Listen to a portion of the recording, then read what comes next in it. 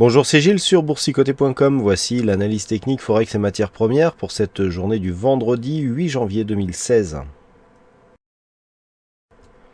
Avec du mouvement et de la volatilité sur la paire de devises euro-dollar, mais d'un point de vue moyen terme, toujours pas de direction franche, puisqu'après avoir recassé ici à la hausse cette zone des 1,0808, donc ces derniers jours, eh bien, la paire de devises euro-dollar est revenue tester ici une zone de retracement à 1,0934, avant de revenir valider ici, c'est très clair, hein, cette zone des 1,0808, mais comme zone de support, et de revenir ici sur une évolution. Donc de la volatilité, comme je vous l'indiquais, mais pas de direction franche, puisqu'on est repassé ici en dessous, puis au-dessus de cette zone des 1,0808.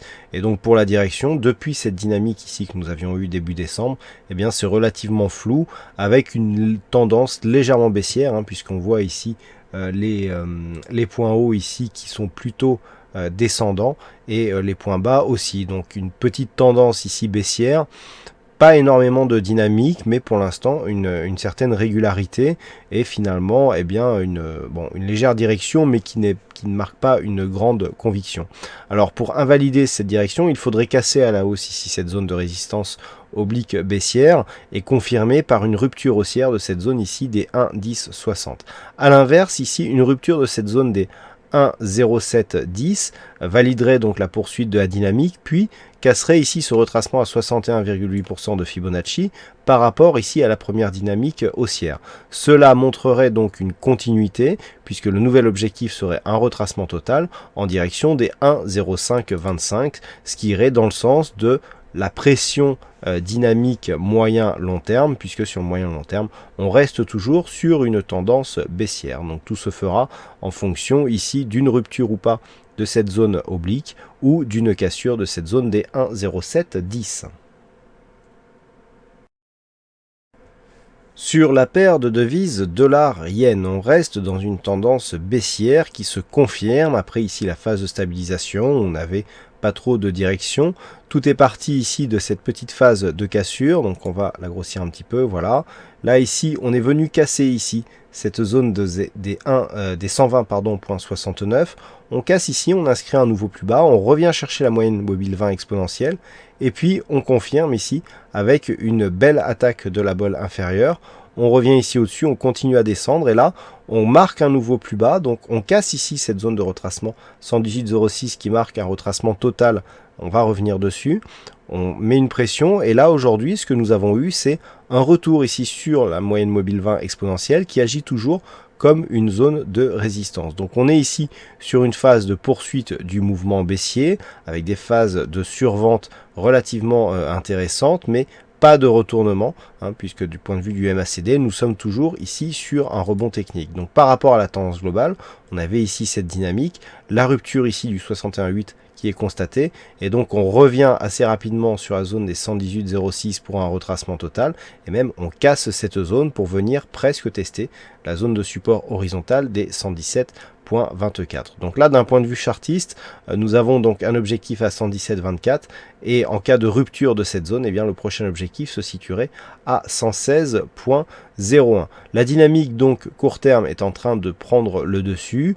Attention, sur une cassure ici des 116,01, on aurait un signal baissier qui ne serait plus que court terme, puisqu'il se transmettrait, si j'ose dire, à la tendance moyen terme qui, avec un nouveau plus bas ici sur sa tendance, eh bien, deviendrait là aussi baissière. Donc à surveiller dans l'éventualité d'une rupture de cette zone des 117,24, un objectif ici à 116,01, voire une cassure de cette zone qui aurait un impact sur la tendance moyen terme.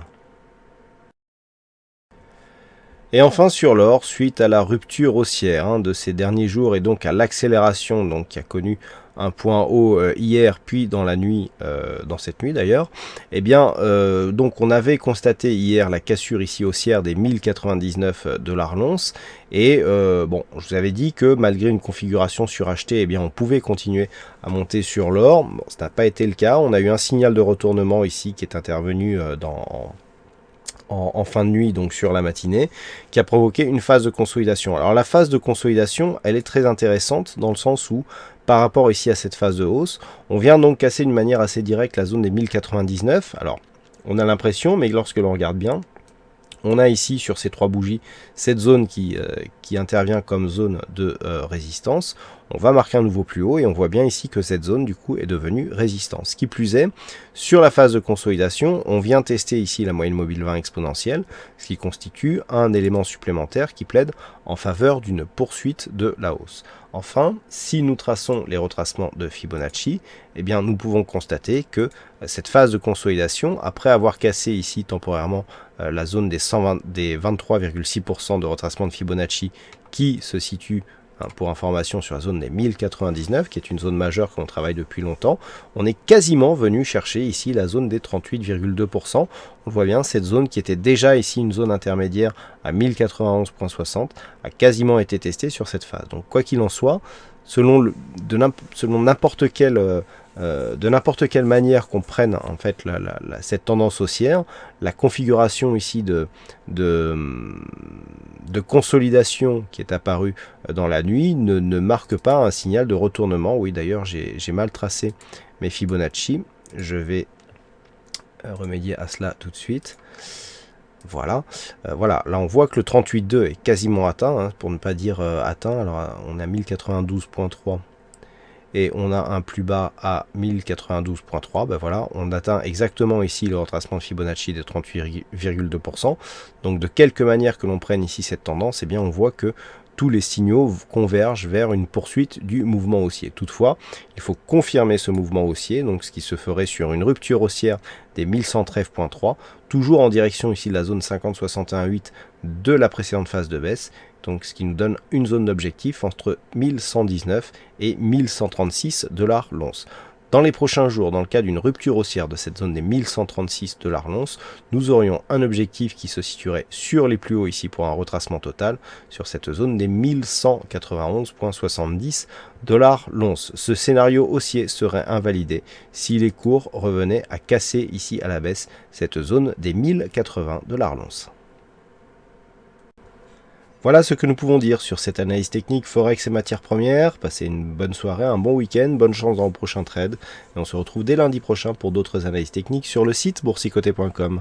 Bon week-end à tous.